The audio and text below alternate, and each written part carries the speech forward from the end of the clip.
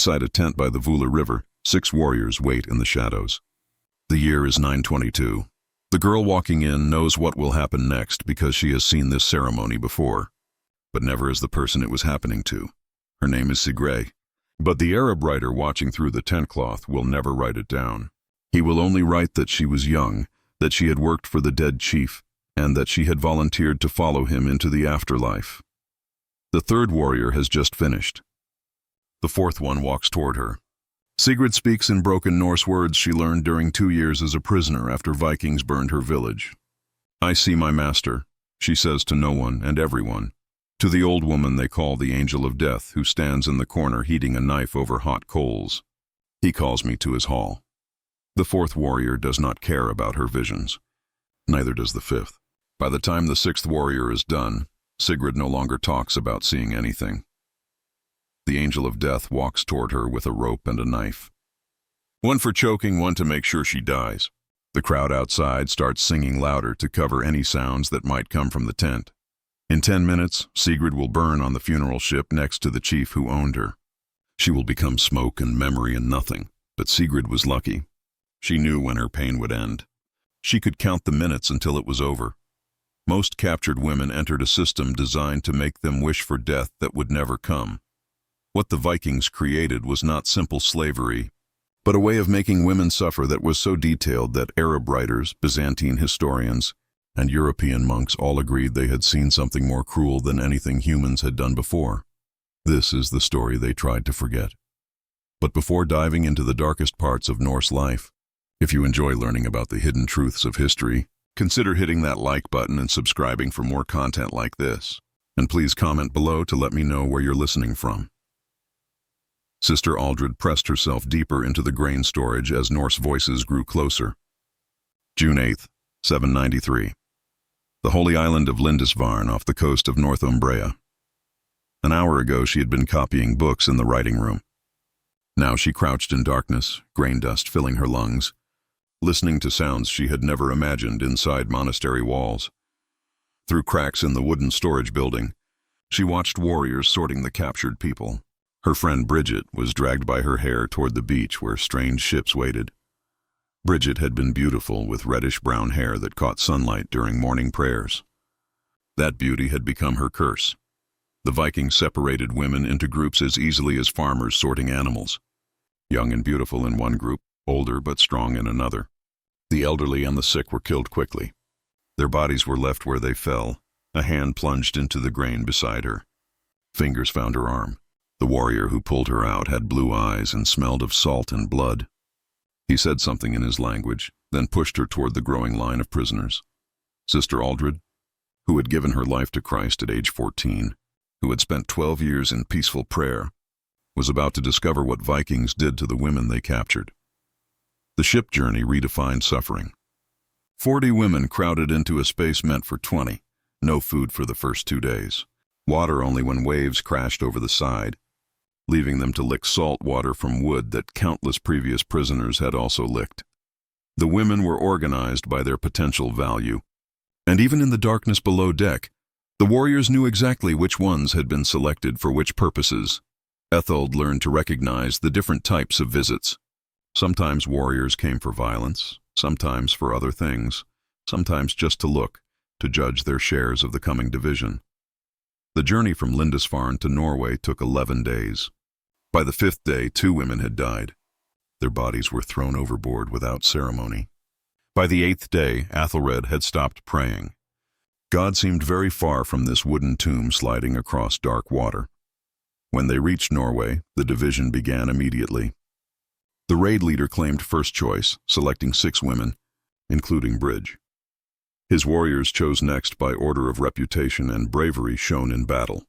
Ethold went to a farmer named Gunnar, who needed field workers. She watched Bridget led away toward the chieftain's hall and thought her friend's fate must be better. She was wrong. When years later, Ethold would die in Norway, her hands destroyed by decades of grinding grain, her back permanently bent from carrying impossible loads. She never learned what happened to Bridget at first, though she heard rumors through the networks that enslaved women developed. Bridget had lasted 3 months in the chieftain's hall before being sold to a trader heading east. From there she vanished into the vast Viking slave networks that stretched from Iceland to Constantinople. The night Lindisfarne fell was not unique. It was the pattern for 3 centuries of raids that would transform northern Europe. Every monastery, every village, every isolated farm faced the same possibility. The ships could appear any dawn, and when they did, the women knew their lives as human beings were over. But Bridget was beautiful, and beauty in Viking captivity was a curse beyond imagination.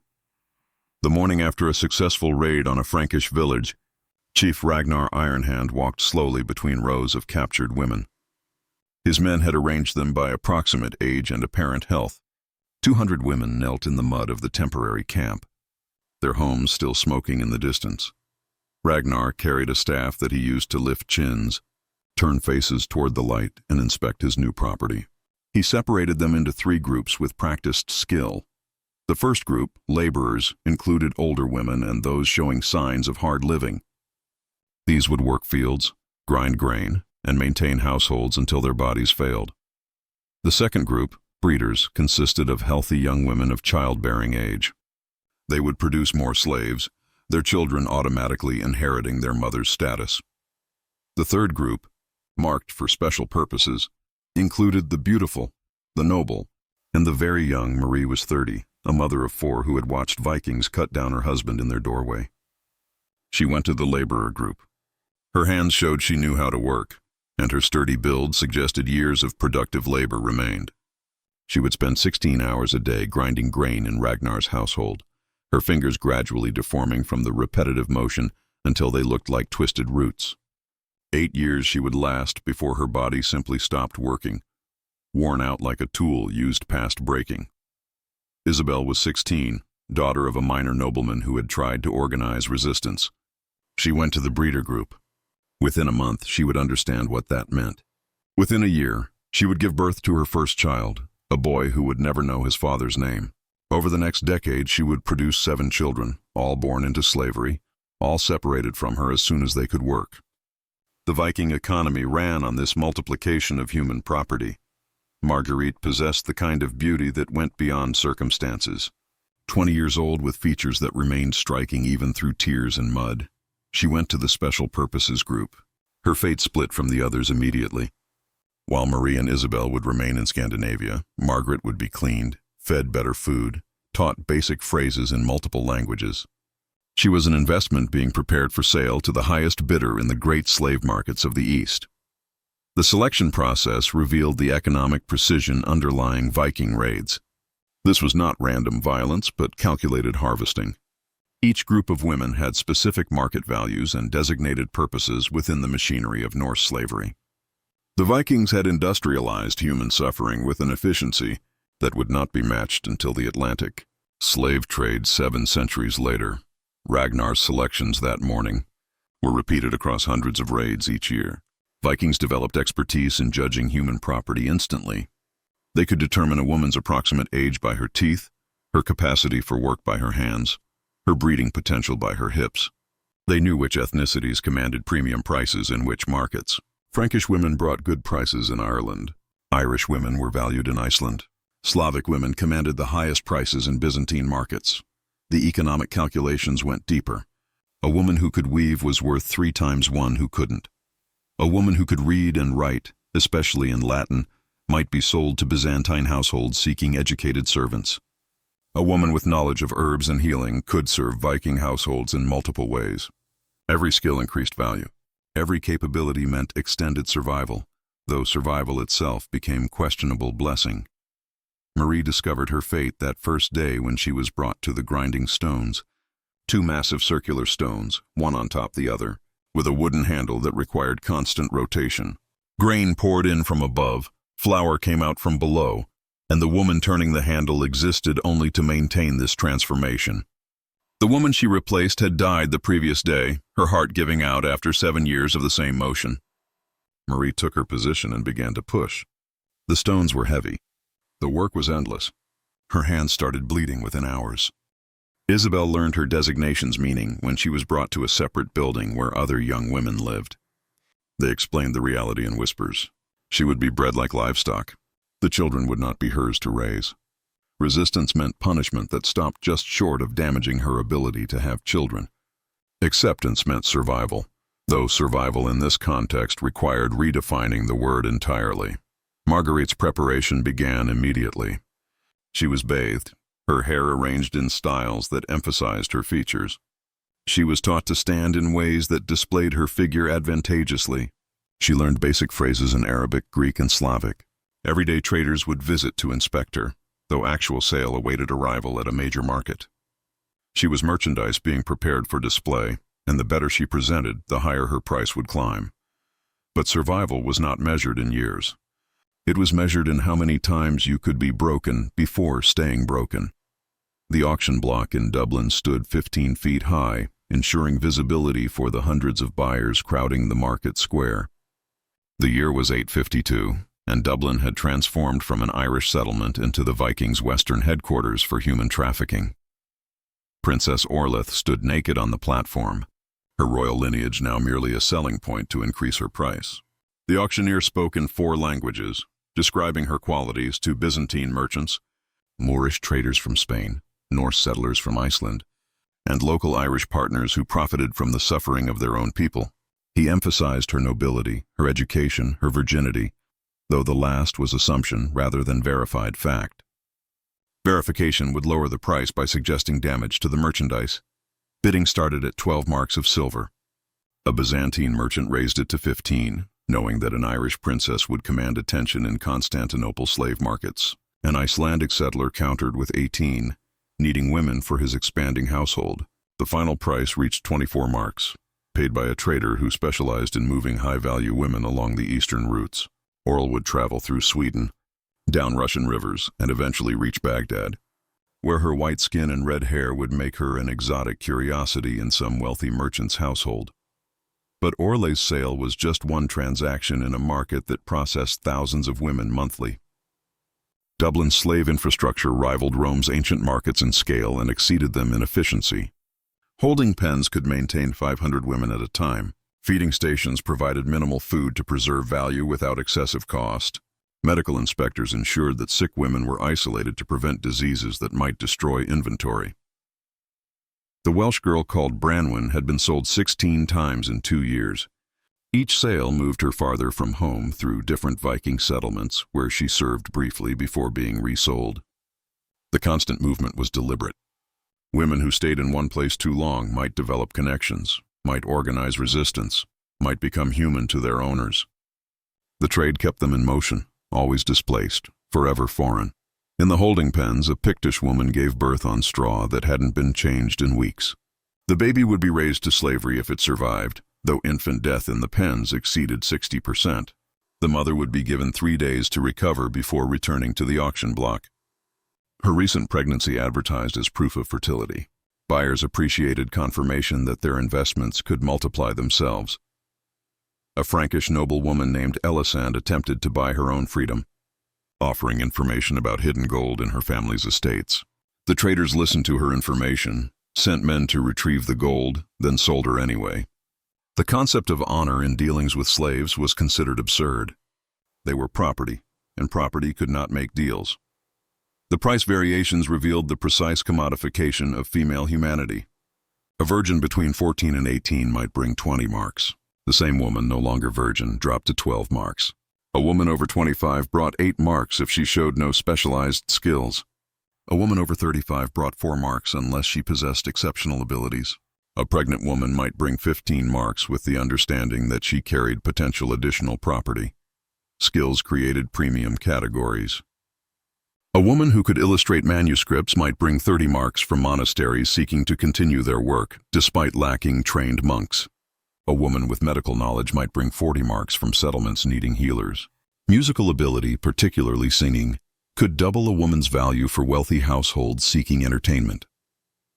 3 ships arrived weekly during trading season, each carrying 30 to 60 women gathered from raids across the Christian world. The logistics required extraordinary coordination, food and water for the journey, security to prevent escapes, medical knowledge to minimize losses, and extensive networks to identify buyers. The Vikings had created the medieval world's most sophisticated human trafficking system. One shipment of 30 women from France to Iceland demonstrates the trade's brutal mathematics. 2 women jumped overboard on the 3rd day, preferring drowning to whatever awaited them. 5 died during the journey from disease, violence, or despair. The remaining 23 were distributed among Icelandic settlers who had placed orders in advance. Each woman represented a specific request: young for breeding, old for field work, beautiful for status display, skilled for specialized labor. The woman who jumped overboard left behind a daughter in the ship's hold. The child, perhaps 7 years old, watched her mother choose death over slavery. She would remember that choice for the rest of her life in Iceland, where she would grow up as property, have children as property, and die as property on an island where the ocean stretched endlessly in all directions. Freedom always visible but forever unreachable. Trading seasons followed predictable patterns. Spring brought fresh captives from early raids. Summer saw peak volume as Viking fleets returned from extended campaigns. Autumn brought final sales before winter made sea travel impossible. Winter meant reduced prices for merchants willing to maintain inventory through the frozen months. Each season had its own cruel rhythms. Those sold to Iceland faced a unique horror. They were entering an island prison where escape meant freezing death in endless ocean. At the Thing, Iceland's General Assembly at Thingvellir in the year 970. The law speaker stood on the rock platform and recited from memory the section of Graga's law concerning female slaves. His voice carried across the gathered crowd as he spoke words that had been refined over generations to completely erase female humanity. Within legal frameworks, a slave woman's body belongs entirely to her master. She cannot refuse any use of her person. Her children belong to her master. She cannot own property. She cannot bear witness. She cannot seek compensation for any harm. She exists outside law except as her master's possession. These were not abstractions but daily realities for thousands of women across the Norse world. The law created a state of living death where women existed physically but had no legal existence as persons. They were living property, breathing objects, conscious possessions, with no more rights than furniture or livestock. The case being tried that day illustrated the system perfectly. Thorstein Redbeard had killed his neighbor's female slave named Asa during a dispute over field boundaries. The dead woman had been caught in the middle when Thorstein struck at his neighbor with an axe. The legal question was not murder, but property damage. The judgment required Thorstein to pay her replacement value, 8 marks of silver for a woman of approximately 20 years who could weave. No additional punishment, no consideration of the life ended, simply a business transaction to compensate for destroyed property. Asa had been captured in Ireland 5 years earlier. She had learned Norse, adapted to Iceland's harsh climate, and developed exceptional skill in weaving that made her valuable to her owner. She had even borne 2 children who now served in the same household. None of this mattered legally. Her death was recorded in the same manner as the loss of sheep in a storm. Regrettable destruction of assets requiring financial compensation. The Gragas laws went further in their dehumanization. A disturbing provision called the morning gift tradition allowed masters to lend female slaves to guests as hospitality gestures. Refusing such use was not legally possible. The woman became a temporary gift passed between men like cups of mead. Any children resulting from such arrangements automatically became the property of the woman's owner, regardless of the father's status. Ragnhild experienced this system when her master hosted a gathering of 5 chieftains to discuss a raiding alliance. For a week she was passed among the guests nightly. By the meeting's end she was pregnant. 9 months later she gave birth to a son whose father could have been any of 6 men. The child was nobody's son, everybody's property, raised as a slave with no identity beyond his mother's servitude. The laws addressed every possibility of female slavery with disturbing thoroughness. If a slave woman was injured by someone other than her owner, compensation went to the owner, not the injured woman. If she was permanently disabled, her value decreased and the owner could seek the difference from whoever caused the damage. The woman's suffering was irrelevant. Only the economic impact on her owner mattered. Gudrun discovered this when a visiting trader assaulted her so violently she could no longer work. Her owner demanded compensation not for Gudrun's pain but for the loss of her labor capacity. The trader paid 3 marks, the difference between a functional slave and a damaged one. Gudrun received nothing except continued servitude in a body that would never fully heal. The inheritance laws created generational bondage that seemed impossible to escape. Children of slave women were automatically slaves regardless of their father's status. Even if a free man acknowledged paternity, even if he wanted to claim the child, the law was absolute. The mother's status determined everything. Freedom could not be inherited through fathers. Slavery passed through mothers like a curse in the blood. This created situations of extraordinary cruelty. Free men might develop genuine affection for slave women, might consider their children beloved, might want to grant freedom. The law forbade it without the owner's permission, which required purchasing both mother and children at full market value. Few could afford such expense. Many children grew up knowing their fathers, seeing them daily, but remaining property that could be sold away at any moment. The legal system also created detailed rules about sexual access that revealed the intersection of property law and human violation. An owner could use his female slaves without restriction. He could allow family members the same privilege. He could grant permission to guests. He could rent access for fees. But if someone used a female slave without permission, it was not considered assault on the woman, but theft of services from the owner. The crime was economic, not moral.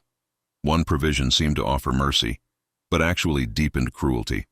If a female slave bore her master 3 children who survived to adulthood, she could theoretically earn freedom. But the conditions were nearly impossible. The children had to survive in a world where slave infant mortality exceeded 50%. They had to reach adulthood, still alive and capable of work. The mother had to survive 3 pregnancies and remain valuable enough that her freedom wouldn't be an economic loss. Most importantly, the master had to honor an agreement he could revoke at any time. In 4 generations of detailed Icelandic records, fewer than a dozen women achieved freedom through this provision. Most died trying, their bodies worn out from repeated pregnancies while maintaining full work duties. Their children watched their mothers pursue impossible freedom through breeding, learning that their own existence was both their mother's hope and another link in their chains. But Viking law didn't just permit violations. It created something worse, violations that became family traditions passed from father to son like inherited wealth. The wedding feast of Jarl Erik and Brianna took place in the same hall where her father's blood still stained the floor. 3 days had passed since Erik's warriors had broken through the gates of her family's Irish fortress. She had watched Erik personally separate her father's head from his body. Now she stood beside him, wearing her dead mother's wedding dress, the fabric still carrying her mother's scent. Erik's men made jokes about taming the Irish mare. They wagered on how long before she stopped fighting. Some gave her a week. Others, who had seen this process before, knew it would take months or years. The complete breaking of a noble woman required patience and systematic destruction of every source of identity and resistance. Brianna was 17. Until 3 days ago, she had been preparing for a strategic marriage to unite 2 Irish kingdoms against Norse expansion. She could read Latin, speak 3 languages, and managed her father's household accounts. Now she stood as living proof of Viking conquest, her marriage to Erik legitimizing his claim to her family's lands. Every person in the hall understood the symbolism. The Irish nobility was being absorbed, literally consumed by Norse expansion. The systematic practice followed predictable patterns across the Viking world. Kill the men of fighting age, enslave the servants and common women. But the daughters of nobility faced a different fate. They became wives to their conquerors, their bodies serving as bridges between destroyed kingdoms and new Viking territories. These marriages were not unions, but absorptions designed to eliminate rival bloodlines while maintaining legal claims to conquered lands. Erik had killed Brianna's father, 2 brothers, and 6 male cousins in the battle for her family's fortress. He had personally executed her uncle, who surrendered after being promised mercy. Now he would father children on her, children who would carry her family's blood but be raised as Vikings. Her Irish lineage would survive only as a whispered memory in Norse genealogies. The political logic was ruthlessly effective. By marrying noble daughters, Viking conquerors gained legitimate claims that pure conquest could never provide. Local populations might resist foreign invaders, but found it harder to resist the children of their own noble bloodlines, even when those children were raised to despise their maternal heritage. The women became biological weapons in a war of absorption that took generations to complete. 3 forced marriages from this period illustrate the pattern's horrifying consistency. In Scotland, the daughter of a defeated Mormara was married to the Viking who had strangled her father with his bare hands. She bore him 4 sons who grew up to lead raids against their mother's people. She lived 30 years as wife to her father's killer, raising children who celebrated their father's victory over their maternal grandfather. In Francia, a widow was forced to marry her husband's killer within a month of being widowed. The Viking leader needed her to maintain control over her late husband's estates. She had watched him die trying to defend their home. Now she shared a bed with his killer, while her children from her first marriage were raised as slaves in their own former home. In Saxony, a princess was wed to the Viking who had burned her city. She had seen him order the execution of 300 citizens who refused to submit. At their wedding, he wore armor still marked with soot from the burning. Their children would grow up on stories of their father's glorious victory, never learning their mother had witnessed him massacre their grandparents. These marriages created children who embodied conquest. They looked like their defeated mothers, but thought like their Viking fathers. They spoke Norse primarily, learning their mothers' languages only as useful tools for managing subjected populations. They worshipped Norse gods while their mothers secretly prayed to Christ. They represented successful cultural destruction, the erasure of one identity and its replacement with another. The psychological warfare extended beyond the women themselves. Every person who had served Brianna's family now served Eric. They watched their former lord's daughter share meals with his killer. They saw her belly grow with the conqueror's child. They understood that resistance meant watching her suffer consequences. She became a hostage to their compliance, her treatment dependent on their submission. Some women found ways to resist within these impossible circumstances. They taught their children Irish stories disguised as Norse tales. They preserved genealogies and songs that seemed harmless. They maintained secret correspondence with surviving family members. They slowly poisoned their husbands with substances that mimicked natural illness, but most simply endured, their spirits breaking gradually like stones worn down by water. One woman's successful revenge stands out in the historical record. Gudrun of the Hebrides married the Viking who killed her father and brothers. For 10 years she played the role of dutiful wife, bearing 3 children, managing his household, earning his trust. She learned his habits, his weaknesses, his allergies. In the 10th year, she prepared a feast using mushrooms that she knew would kill him slowly. He died over 3 days, believing he had eaten spoiled food. She inherited his property as his widow, raising their children free from his presence. But Gudrun's revenge was exceptional. Most women discovered that death, even their tormentor's death, brought no freedom. Viking law and custom ensured that widows passed to brothers, sons, or other male relatives. The system was designed to prevent escape through any means, including the death of husbands. These forced marriages created genealogical tangles that persist in DNA studies today. Modern Icelandic genetic research reveals that while the male lineage is predominantly Norse, the female lineage is heavily Celtic, primarily Irish and Scottish. These statistics represent thousands of Briannas, women whose bodies became the vessels through which Viking expansion achieved permanent genetic conquest. Death was no escape. Most women discovered there were fates designed to make even death impossible. The funeral preparation began 10 days before the chieftain's body would burn. On the banks of the Volga River, the Rus Vikings prepared for a ceremony that would demonstrate their wealth, power, and complete control over life and death. The Arab chronicler Ibn Fadlan watched every detail, recording what he could bear to write, while implying horrors his ink refused to describe. The selection of the girl happened first. The chieftain's female slaves were gathered and asked who would follow their master into the afterlife. The word asked requires examination. These women understood that someone would be selected regardless. Volunteering meant controlling nothing except the illusion of choice. Refusing meant being selected anyway, but facing additional torments for reluctance. Sigrid stepped forward. She was 19, captured from a Slavic village 2 years earlier. She had learned enough Norse to understand that her survival value had been declining. Younger slaves had arrived. Her skills were common. Her beauty was fading under harsh treatment. Volunteering for death might have seemed like choosing her exit before worse fates arrived. Once selected, Sigrid entered a strange suspended state between life and death. For 10 days she would be treated as someone sacred and doomed simultaneously. She was given better food, strong drink that kept her intoxicated but conscious, new clothes that marked her as chosen for divine purpose. She was guarded constantly, never alone, never allowed the possibility of escape or self-harm that might disrupt the ceremony. Days 1 through 3 established the rhythm. Each morning, Sigrid was lifted onto a platform where she proclaimed seeing into the afterlife. "I see my master," she would call out, though her master's body lay preserved in a temporary shelter. "He summons me to his hall." The crowd would cheer these visions, interpreting them as confirmation that their chieftain awaited in Valhalla. The strong drink was crucial. It had to keep Sigrid in a state where she could perform required functions, but couldn't fully grasp what was happening. The mixture, according to Norse sources, included fermented honey, herbs that caused mild hallucinations, and substances that prevented complete unconsciousness. She floated through the days in artificial euphoria, present but not entirely there. Days 4 through 6 introduced the warriors. Each night, different men from the chieftain's inner circle would visit Sigrid's tent. This was presented as honor, these warriors sending messages to their dead leader through the woman who would soon join him. Ibn Fadlan describes the singing that accompanied these visits, loud enough to cover other sounds. He notes that 6 warriors participated over 3 nights.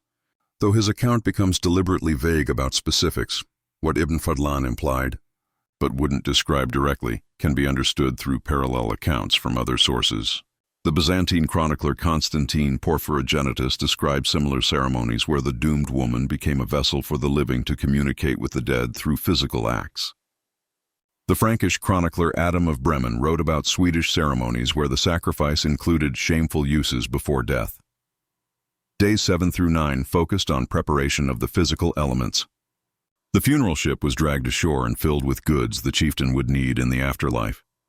Weapons, gold, horses, dogs, and finally the preserved body itself.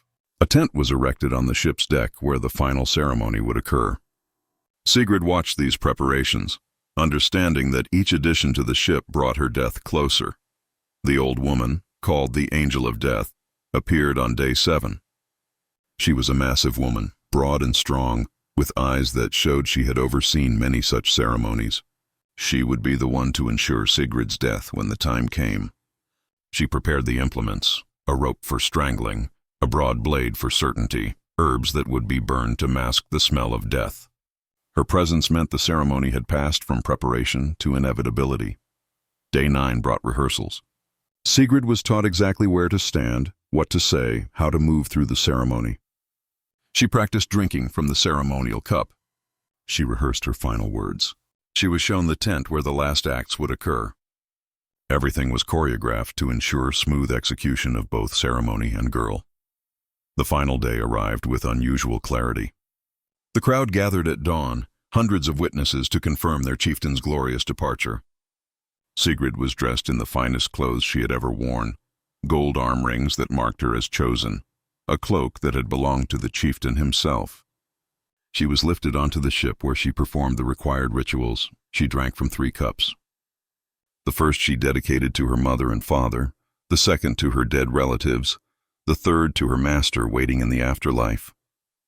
Each cup contained more of the intoxicating mixture. By the third, she swayed visibly, held upright by 2 women who ensured she completed the ceremony. The tent ceremony came next.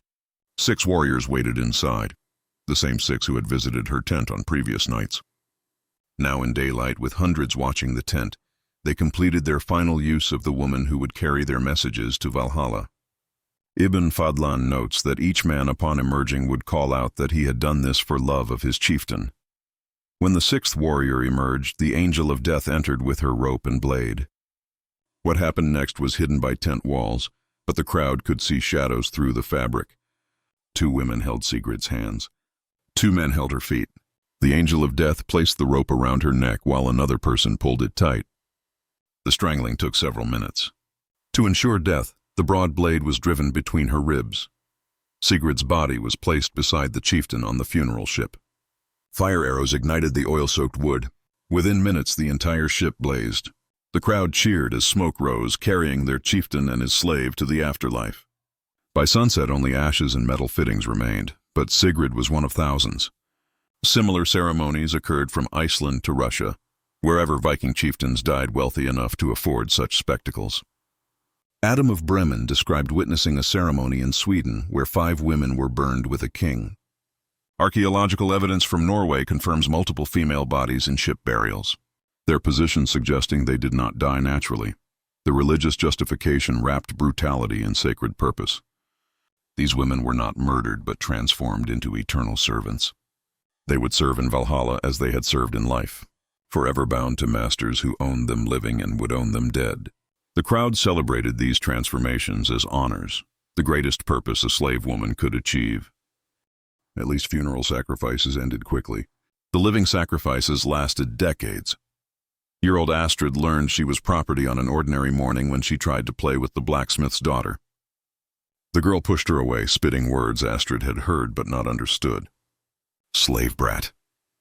Her mother found her crying behind the grain storage and explained what should never need explaining to a child. They were not people.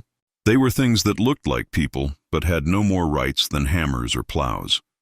Her mother's name was Ingrid, though she had been called Oifi in the Ireland of her birth. Captured at 15, bearing her first child at 16, she had produced 4 children for her master's household. Each child automatically inherited her status.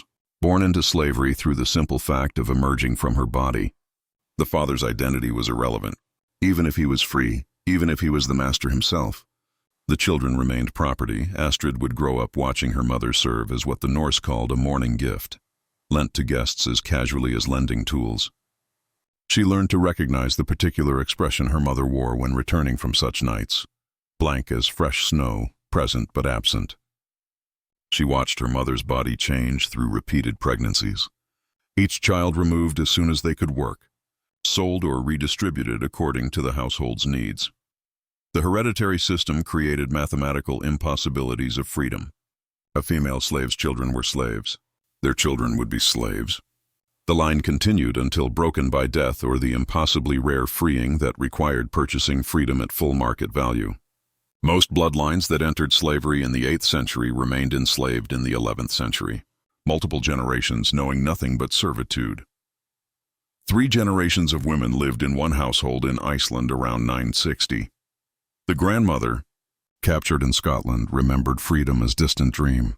The mother, born in slavery, knew freedom only as concept. The granddaughter could not imagine freedom any more than she could imagine flying. Each generation related differently to their captivity, creating complex psychological dynamics within enslaved families. The grandmother clung to memories of Scotland, teaching her descendants words in a language they would never use in a land they would never see. She represented living connection to freedom, reminding children that their bloodline had not always been property. Her stories of life before slavery seemed like fairy tales to grandchildren who had never seen anyone who looked like them live free. The mother occupied a middle space, born into slavery, but raised by someone who remembered freedom. She understood conceptually what had been lost, but had no personal experience of it. Her identity formed entirely within slavery's constraints. She could not teach her children to be free because she had never learned it herself. She could only teach them to survive as slaves, passing down strategies for avoiding punishment, maintaining health despite harsh conditions, earning small privileges through compliance. The granddaughter knew nothing else. Slavery was not condition but identity. She did not think of herself as a person who happened to be enslaved, but as a slave who happened to be person-shaped. The psychological damage went deeper than submission. It was complete acceptance of property status, accepting at fundamental levels that she existed only as extension of her owner's will. Children watched their mothers violated repeatedly, understanding this as normal, inevitable, their own future. Daughters grew up knowing they would experience what their mothers experienced. Sons grew up knowing they could never protect their mothers or sisters or future daughters. The emotional damage compounded across generations, each child inheriting not just legal status but accumulated trauma. One family traced through sagas endured 5 generations of enslavement. The original woman captured from Francia bore 8 children. Her daughters bore 23 grandchildren. By the 5th generation, over 100 descendants lived in slavery across Iceland, Norway, and Denmark, an entire genetic line reduced to property. Their potential contributions to art, science, leadership, or simple human happiness erased by inherited bondage. The psychological destruction showed in specific behaviors that appeared across all long-term slave populations. Extreme conflict avoidance that went beyond caution to pathological inability to assert any preference. Dissociation during violence that became permanent emotional numbness. Hypervigilance that prevented deep sleep or true rest. These adaptations helped individuals survive, but damaged them in ways that passed to their children through both. Behavior modeling in modern science suggests epigenetic changes. From severe trauma, some women attempted to break the cycle through infanticide, killing their newborns rather than condemning them to slavery. Norse law treated this as property destruction, requiring compensation to owners, not as desperate acts by mothers trying to spare their children inherited suffering. The sagas occasionally mention finding dead infants hidden in hay storage or weighted in streams, their mothers choosing grief over watching another generation enslaved. The sexual violence experienced by female slaves created complicated bloodlines. Many children never knew their fathers' identities. Others knew but could not acknowledge the free men who had fathered them. Some grew up seeing their fathers daily, perhaps even receiving occasional kindness, while remaining property that could be sold or traded. The psychological impact of knowing your father while being owned like livestock created identity fractures that never healed, physical markers of slavery passed through generations. Malnutrition during pregnancy created children prone to specific health problems. Repetitive stress injuries from labor became heritable susceptibilities. The stunted growth from childhood labor meant each generation started smaller, weaker, more vulnerable. Bodies themselves became archives of accumulated suffering, each generation adding new chapters of damage. Language provided one of the few spaces for preservation of identity. Enslaved women taught their children words from homeland languages, songs from before capture, stories that preserved fragments of free heritage. These linguistic treasures were hidden from masters, shared only in whispers, maintained across generations, as proof that they had once been more than property. Some women discovered death wasn't even an escape when Vikings found ways to make them serve beyond the grave. Dawn at Hedeby brought the sound of chains before the sun cleared the horizon. The great slave market at this Danish trading center processed human beings with the efficiency of a modern distribution center. Women arrived on ships from Ireland, England, and Francia to the west. Others came overland from Slavic territories to the east. All converged here to be sorted, priced, and redistributed across the Viking world. The market operated with bureaucratic precision. Each woman received a number painted on her shoulder in dye that wouldn't wash off for weeks. Records were kept of origin, approximate age, observable skills, and physical condition. The Vikings had created comprehensive inventory management for human beings centuries before such systems were applied to other goods. This morning, a group of 50 women had arrived from Ireland. They were connected by iron collars linked with chains, forcing them to move as a single organism. When one woman stumbled from exhaustion, the chain pulled at the necks of those before and behind her. They had learned over the journey to move in rhythm, to anticipate each other's steps, to become a single creature with 50 heads and 100 legs. The sorting began immediately. Women were separated by ethnicity, age, and apparent health. Irish women went to one pen, Frankish to another, Slavic to a third. The segregation was practical. Different ethnic groups commanded different prices in different markets. Slavic women brought premium prices in southern markets. Irish women were preferred in Iceland. Frankish women commanded high prices from Byzantine traders. Within ethnic divisions came age sorting. Girls under 14 in one group, women 14 to 25 in another, 25 to 35 in a third, older women in a fourth. Each age range had specific market values and destinations. The youngest might be raised in households to be perfectly trained. The prime age women faced immediate sale for maximum value. Older women went to agricultural operations where their remaining labor could be extracted before disposal. The inspection process stripped away any remaining dignity. Buyers examined teeth to estimate age and health. They felt muscles to assess work capacity. They checked for pregnancy, disease, or injuries that might affect value. Women stood naked in lines while strangers evaluated them like livestock, discussing their bodies as merchandise. One group of 50 women demonstrates the trade's brutal logistics. They began their journey in Dublin, bound for Baghdad. The ship journey to Denmark took 5 days. 12 women were sold at Hedeby. The remaining 38 continued overland through Slavic territories. At each major trading post, a few more were sold or traded for supplies. By the time they reached Kiev, 23 remained. The river journey south claimed 3 more to disease. 20 reached Constantinople. Only 12 of the original 50 arrived in Baghdad. Each stage of the journey brought new horrors, different crews of guards with different appetites. Different languages, meaning inability to communicate needs or understand commands. Different climates requiring adaptation while chained and underfed. The women who survived to final destinations had endured transformations that left them barely recognizable as the people who had begun the journey. Specialized markets developed for specific types of women. Constantinople preferred educated women who could serve as scribes or tutors. The Byzantine Empire's elaborate bureaucracy created demand for literate slaves who could manage correspondence in multiple languages. A woman who could read and write Latin, Greek, and Arabic might bring 50 marks of silver. Baghdad's markets sought young women for the harems of wealthy merchants. Beauty standards were precise and culturally specific. Pale skin, red or blonde hair, blue eyes, features that seemed exotic in the Islamic world.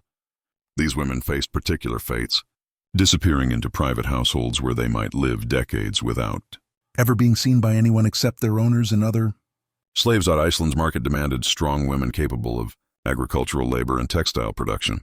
The isolated island settlements needed women who could work fields, tend animals, spin thread, and weave cloth through long winters. Beauty was less valuable than endurance. A plain woman who could work 18-hour days brought higher prices than a beautiful woman who might break under harsh conditions. Sweden developed markets for women skilled in specific crafts. A woman who could work iron brought premium prices. One who understood brewing commanded high value. Those with medical knowledge were particularly prized. The Vikings recognized that certain skills multiplied value and actively sought women with specialized capabilities. The infrastructure supporting these markets was vast. Slave catchers operated like independent contractors, raiding isolated settlements to capture women and children for sale. Translators worked the markets, teaching basic Norse phrases to new captives or serving as intermediaries in negotiations. Doctors, such as they were, kept women alive through journeys, understanding that dead merchandise brought no profit. The financial instruments developed for slave trading presaged modern commerce. Credit arrangements allowed buyers to purchase women with promised future payment. Insurance systems covered losses during transport. Investment partnerships pooled resources for large purchases. The Vikings created sophisticated financial mechanisms that would later be applied to other forms of trade. Some women were sold dozens of times, passing from owner to owner like coins changing hands. Each sale meant new violence, new adaptation, new destruction of any stability or identity they might have built. The constant movement was often deliberate, preventing women from forming connections or organizing resistance. A Welsh woman named Gwen was sold 17 times over 4 years. Each sale moved her farther from home, first to Ireland, then to Norway, then to Iceland, then to Greenland. By the time she reached the edges of the known world, she had forgotten the sound of Welsh. She could communicate in broken phrases from 6 languages, but was fluent in none. Her identity had been erased through constant displacement. But the worst fate wasn't being sold once. It was being valuable enough to be sold again and again. The escaped slave named Ursa reached Iceland's northern coast after 3 days of running. Her feet were destroyed from crossing lava fields. Her hands were torn from climbing through volcanic rock. But she had made it to the ocean, to what she thought would be freedom.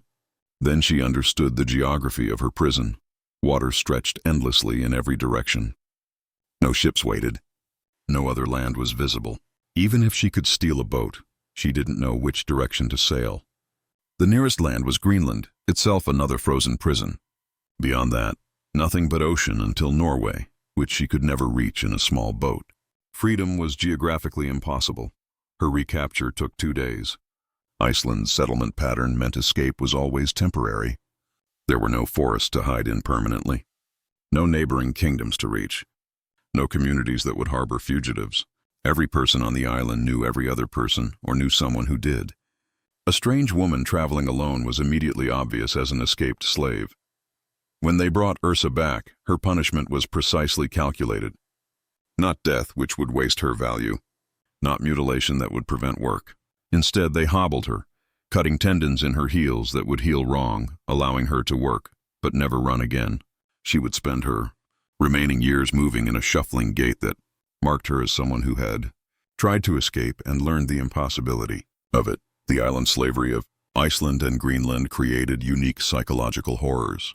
In continental territories, slaves could at least imagine escape. They could dream of reaching free lands, finding communities that might accept them, disappearing into populations where they might blend. Island slaves faced the certainty that escape meant only death by ocean, volcano, or ice. Iceland settlement began in 874, and from the beginning, slaves comprised a significant portion of the population. The free settlers needed massive labor to create viable farms from volcanic soil. They brought slaves from Norway and captured more from raids on Scotland and Ireland. These slaves faced a landscape that seemed designed by gods to prevent escape. The interior was uninhabitable volcanic desert. The coasts were rocky cliffs beaten by violent seas. Between settlements stretched miles of rough terrain that would kill unprepared travelers. Summer brought continuous daylight that made concealment impossible. Winter brought darkness and cold that killed in hours. The island itself was a prison more secure than any walls could create. A mass escape attempt in 912 ended in complete disaster. 23 slaves from various farms coordinated their flight, planning to steal boats and attempt to reach Scotland. They made it to the coast, even managed to steal 2 small fishing boats, but they had no knowledge of ocean navigation.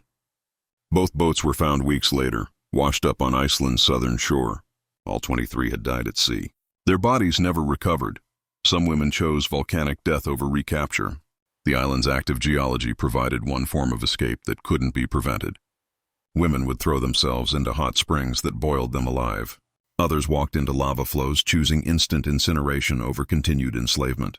The volcano Hekla was known as a site where desperate slaves ended their lives in fire rather than live in chains. The psychological impact of geographic hopelessness created specific behavioral patterns. Island slaves showed higher rates of complete dissociation, simply shutting down mentally while their bodies continued working. They developed elaborate fantasy worlds, creating internal escapes when external escape was impossible. Some became catatonic, functioning physically but ceasing to respond to anything beyond direct commands. Greenland's isolation was even more complete. The 2 small settlements there required massive labor to survive in the harsh environment, but escape meant certain death in a landscape of ice and stone. The ocean journey to anywhere else took weeks in large ships. Small boats or individual escape attempts were suicide. The land itself provided no food for fugitives. Death would come from cold, starvation, or polar bears long before any possibility of freedom. Women in Greenland faced additional horrors from the gender imbalance. Free male settlers outnumbered free women 5 to 1. Female slaves became communal property in ways that even exceeded the violations common in Iceland. They were passed between men nightly, shared like tools or food, their bodies becoming resources for entire communities rather than individual owners. The complete social breakdown in Greenland created circumstances where even minimal Norse law ceased to function. No assemblies were held regularly. No law speakers maintained legal tradition. The settlements operated on pure force, with female slaves at the absolute bottom of hierarchies maintained only through violence. Women could be killed for any reason or no reason, their deaths unrecorded and unmourned. Some women attempted long-term resistance through work slowdowns or sabotage. But the small populations meant such resistance was immediately obvious. There was no anonymity in communities of a few hundred people. Every action was seen. Every resistance was known. Punishment was instant and public, serving as education for others considering similar acts. The multi-year resistance attempt by a group of Irish women in Iceland demonstrated both courage and futility. They coordinated across 3 farms, slowly poisoning their masters with small doses of local plants that caused illness, but not immediate death. The plan was to weaken the free population enough that slaves could take control. The conspiracy lasted 2 years before discovery. All 15 women involved were burned alive in a single mass execution that served as warning to slaves across the island. Geography made escape impossible, but Viking creativity made even submission deadly. A Saxon village watched Vikings approach across morning fields. The year was 866. Every family faced the same calculation that dozens of villages had faced before them. fight and watch their women suffer spectacularly, or flee immediately and perhaps spare them the worst. They fled. Within an hour, the entire population was moving south, abandoning homes their families had inhabited for generations. They left food in storehouses, tools in workshops, everything except what they could carry. The Vikings found a ghost town, wealth without resistance, victory without battle. The terror weapon had worked perfectly. The weapon was not sword or axe, but reputation. Stories from other villages had spread faster than Viking ships could sail. Everyone knew what happened to women in defeated settlements. The public violations, the selection processes, the slavery that followed. These stories, deliberately spread and probably embellished, created mass evacuations before Vikings arrived. The mathematics of terror were precisely calculated.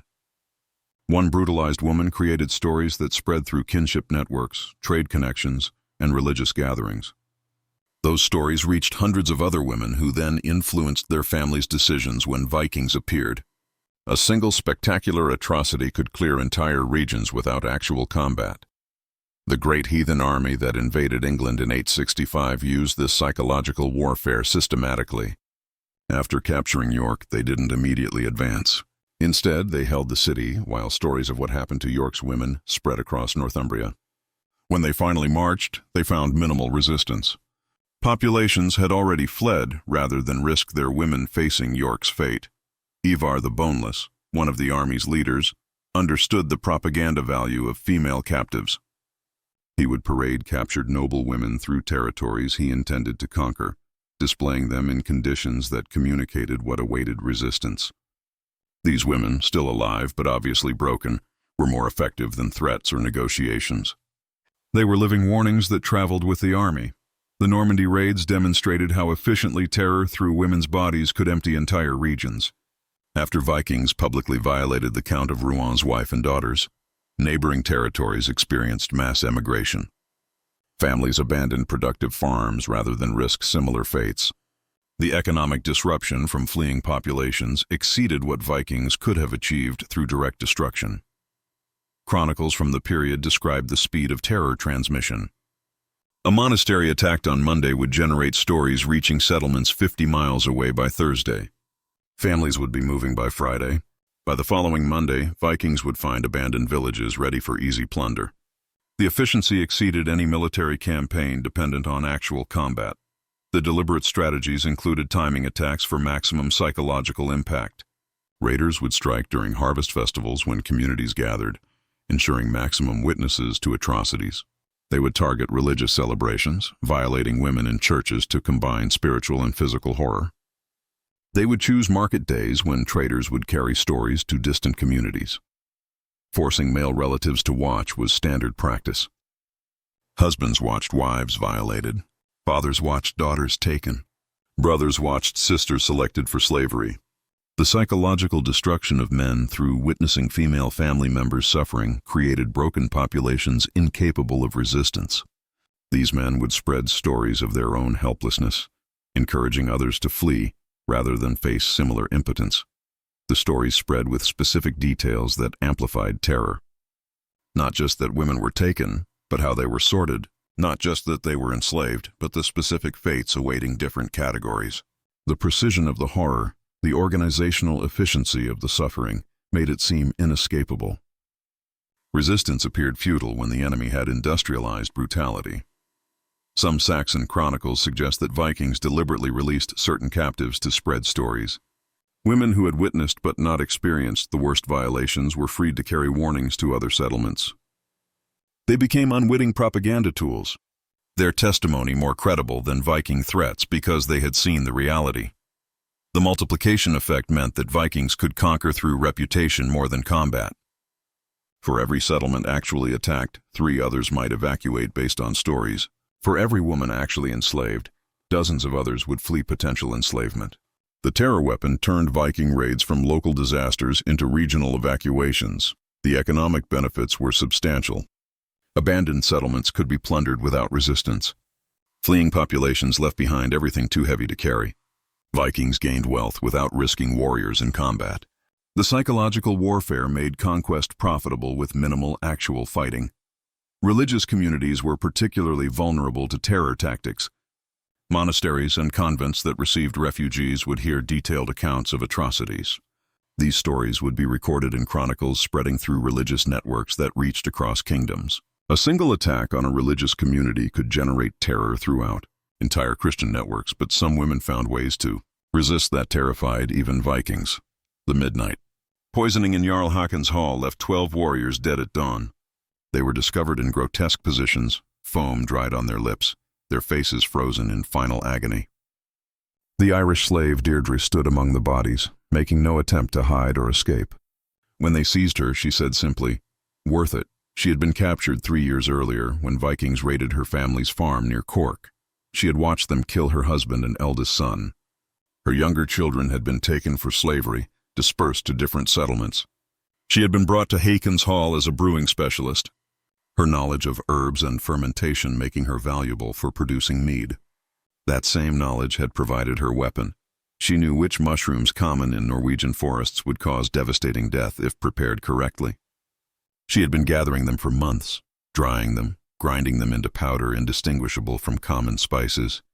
She waited for the victory celebration when the warriors would drink heavily, when one more ingredient in the mead would go unnoticed. Her execution took 3 days. They broke her on the wheel, taking special care to prolong her suffering. But witnesses noted she never screamed, never begged, never showed regret. She spoke only once more, asking if all 12 were dead. When told yes, she smiled. That smile haunted the survivors more than her victims' deaths. Deirdre was not unique. Across the Viking world, enslaved women found ways to resist that ranged from subtle sabotage to spectacular violence. Most paid with their lives. But their resistance, however futile it seemed, created complications for Viking slavery systems that required constant vigilance against the very women they had subjugated. Poison was the most common tool of resistance. Women who prepared food had access to kitchens, gardens, and brewing supplies. They learned which local plants caused illness versus death.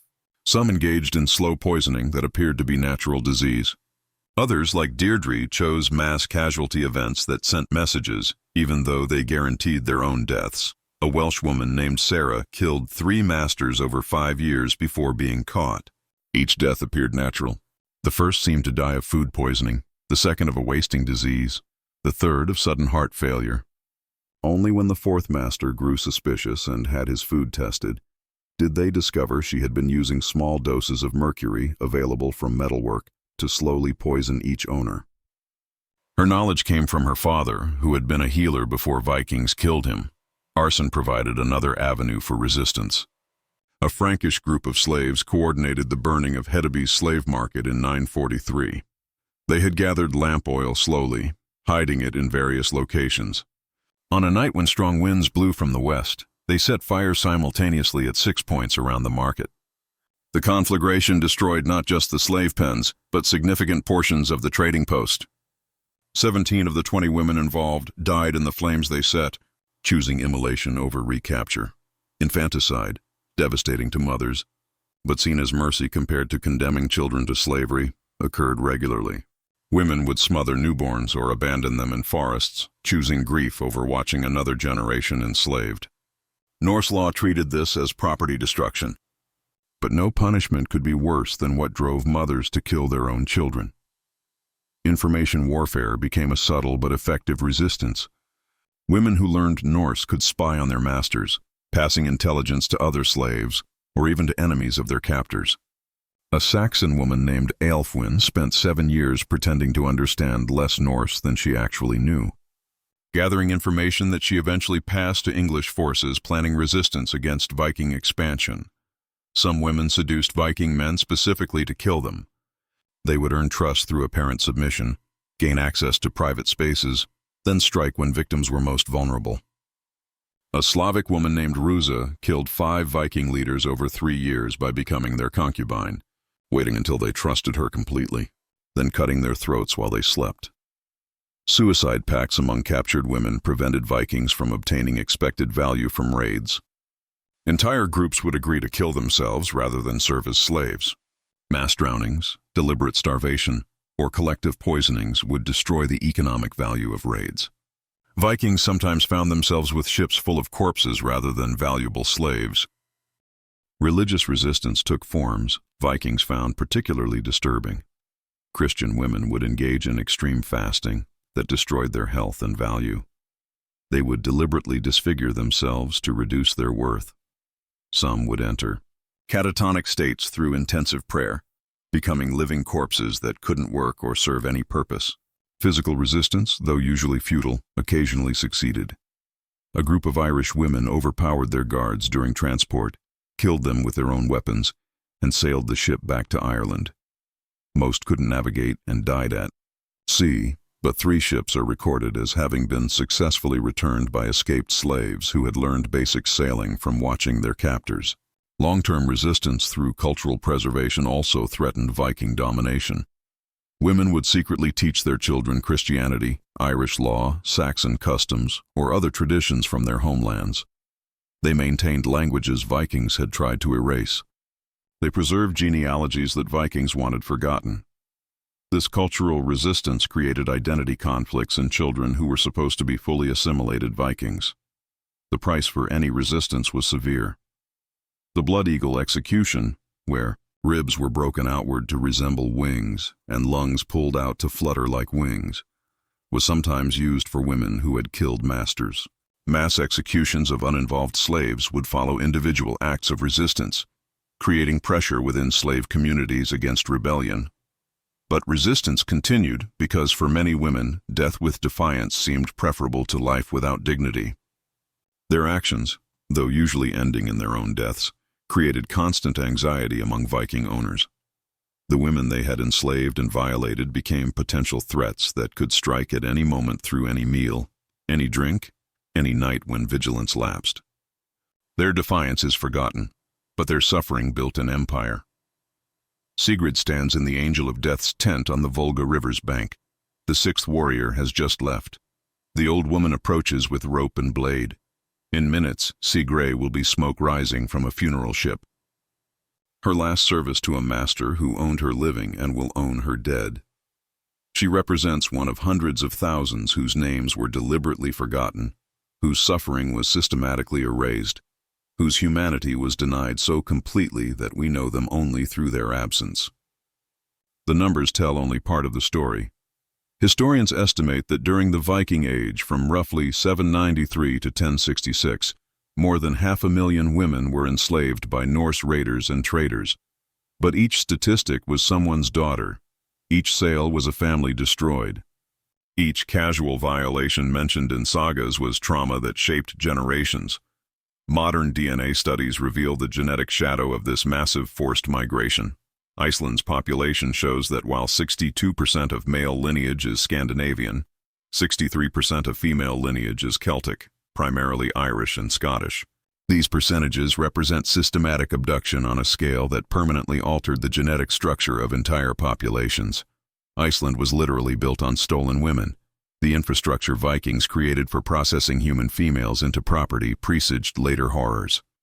The markets at Dublin, Hedeby, and Novgorod established templates for human trafficking that would be refined during the Atlantic slave trade. The legal frameworks that erased female humanity provided precedents for other systems of dehumanization. The techniques for breaking resistance through systematic violation became standard in conflicts across centuries. What made Viking slavery particularly horrific was not its scale, though that was vast, not its brutality, though that was extreme. It was the complete normalization of female suffering as economic foundation. The wealth that funded Viking expansion came significantly from trafficking women. The genetic future of Norse settlements depended on forced reproduction by enslaved women. The social structures that maintained Viking society required female slaves as fundamental components. The same Vikings we celebrate as explorers were human traffickers. The same ones we admire as traders dealt primarily in human flesh. The same ones we romanticize as warriors were systematic perpetrators of violence against women. The long ships we see in museums carried enslaved women in their holds. The gold artifacts we admire in exhibitions were purchased with profits from selling Irish girls in Byzantine markets. Every major Viking achievement was built on female suffering. The expeditions that reached North America were funded by slave profits. The trade networks that connected Scandinavia to Asia moved women as primary commodity. The settlements that became modern Nordic nations were populated through forced reproduction by enslaved women. The saga literature that preserves Viking history barely mentions these women except as property. They appear as background figures holding cups at feasts, working looms, existing only in relation to the men who owned them. Their voices were deliberately excluded from records. Their perspectives were considered unworthy of preservation. Their stories survive only in fragments, in archaeological evidence, in DNA studies that reveal what written records tried to hide. Modern Scandinavia has largely forgotten this history. Museums focus on Viking ships, weapons, and exploration. Tourist attractions celebrate Viking strength and adventure. Popular culture presents Vikings as noble warriors or adventurous explorers. The systematic enslavement and violation of hundreds of thousands of women has been reduced to footnotes in broader narratives of Viking achievement. Dublin stands today as a modern European capital. Its Viking history celebrated in museums and tourist attractions. But from 841 to 1170, it was Europe's largest slave market. The ground beneath its medieval section contains archaeological evidence of slave shackles, holding pens, and mass graves. The city was literally built on foundations of human trafficking. The women themselves have no memorials. No monuments mark where they suffered. No museums document their experiences. No popular culture remembers their names. They exist only as absences in historical record, gaps where their voices should have been, silences that speak to systematic erasure of female experience from history. But their DNA persists in millions of living people. Their suffering echoes in generational trauma that shaped cultures. Their resistance, however futile it seemed, demonstrated that human dignity could survive even systematic attempts to destroy it. They were not passive victims, but women who fought, endured, and preserved what they could of identity, despite impossible circumstances. Understanding Viking slavery is essential for honest examination of European history. The wealth that kick-started medieval trade came significantly from trafficking women. The genetic structure of northern European populations was shaped by mass abduction and forced reproduction. The social systems that evolved into modern nations were built on foundations of systematic female subjugation. This history matters because patterns repeat. The targeting of women in conflict continues worldwide. The use of systematic violation as weapons of war persists. The erasure of female voices from historical record remains ongoing. Understanding how Vikings industrialized female suffering helps recognize similar patterns in contemporary conflicts. Every Viking ship and every museum carried enslaved women. Every saga celebrating Viking heroes glosses over the women they enslaved. Every romanticized portrayal of Viking society ignores the hundreds of thousands of women whose suffering made that society possible. We name sports teams after Vikings. We watch television shows glorifying them. We consume entertainment that presents them as admirable while forgetting the women they consumed. Modern tourism to Scandinavia includes Viking attractions that present sanitized history. Visitors photograph themselves with Viking ship replicas without considering the enslaved women those ships carried. They buy souvenirs celebrating Viking culture without recognizing that culture was built on female suffering. They admire Viking artifacts without questioning how those artifacts were purchased. The women deserve recognition not as nameless victims, but as individuals who faced impossible circumstances with whatever courage they could muster. They were daughters and mothers and sisters. They had names that were taken. They had stories that were silenced. They had potential that was destroyed by systematic violence that treated them as property rather than people. Sigrid had a name, though Ibn Fadlan never recorded it. She had a family in some Slavic village before Vikings arrived. She had a future that might have included marriage by choice, children raised in freedom, old age surrounded by grandchildren. Instead, she died at 19 on the Volga River, strangled and stabbed and burned to serve a dead chieftain in an afterlife that probably never existed. But at least we can speak her name, even if we have to imagine it. At least we can acknowledge she existed. At least we can recognize that her suffering was not footnote to Viking achievement. But central to how that achievement was funded, she was one of 500,000. This is her only memorial, until now. The angel of death tightens the rope around Sigrid's neck. The blade slides between her ribs. The fire consumes the ship, sending smoke across the Volga River toward the eastern sky. Witnesses cheer the chieftain's glorious departure for Valhalla. No one mourns the girl who burns beside him. No one speaks her name. No one records her story. But she existed. They all existed. 500,000 women whose names were deliberately forgotten, whose suffering funded an empire, whose bodies built a civilization that celebrated their erasure. They deserve more than silence. They deserve more than footnotes. They deserve recognition that Viking achievement was purchased with their blood, their violation, their enslavement, their lives. The smoke rises from the burning ship carrying Sigrid to whatever comes after life. The crowd disperses, satisfied with the ceremony's success. Tomorrow, Vikings will raid another village, capture another group of women, continue the machinery of human trafficking that funded their civilization. History celebrates the Vikings as explorers and warriors. It forgets the women they destroyed, but DNA remembers. Genetics carries the evidence that saga literature tried to erase. Every person of Northern European descent likely carries genetic markers from both Vikings and their victims, embodying in their cells the history that written records tried to forget. The accounting is not complete. It never can be.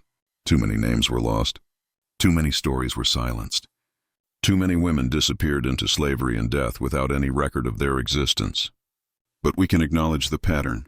We can recognize the systematic nature of Viking slavery. We can understand that what happened to these women was not accident or excess, but fundamental to how Viking society functioned. Sigrid died in 922. She was approximately 19 years old. She had been enslaved for 2 years.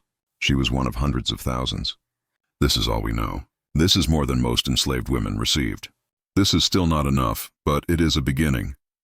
Recognition that they existed. Acknowledgement that they suffered. Understanding that their suffering was not marginal, but central to Viking society. Appreciation that they were not property, but people whose humanity was denied by systems that needed their labor, their bodies, their lives. The fire consumes the ship. The smoke dissipates across the river. The crowd returns to their daily lives. Sigrid becomes nothing but ash and memory. And then not even memory, just one more forgotten woman whose suffering built the Viking Age. She deserved better. They all deserve better.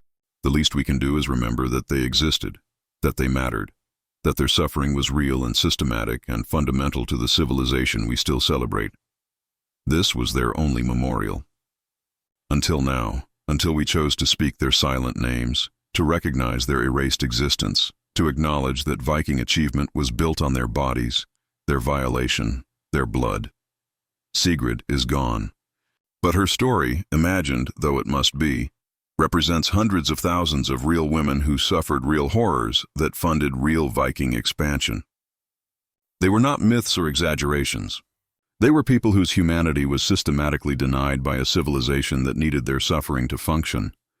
Remember them. Remember Sigrid. Remember the 500,000 whose names we will never know. They were the foundation of Viking achievement. The invisible suffering that made visible glory possible. If this glimpse into history's hidden darkness has left you wanting to uncover more buried truths, I've prepared another journey into the shadows of the past that you won't want to miss. And if you found this exploration as compelling as I did, hit that subscribe button so we can continue peeling back the layers of history together. These forgotten voices deserve to be heard, and there are so many more stories waiting to be told.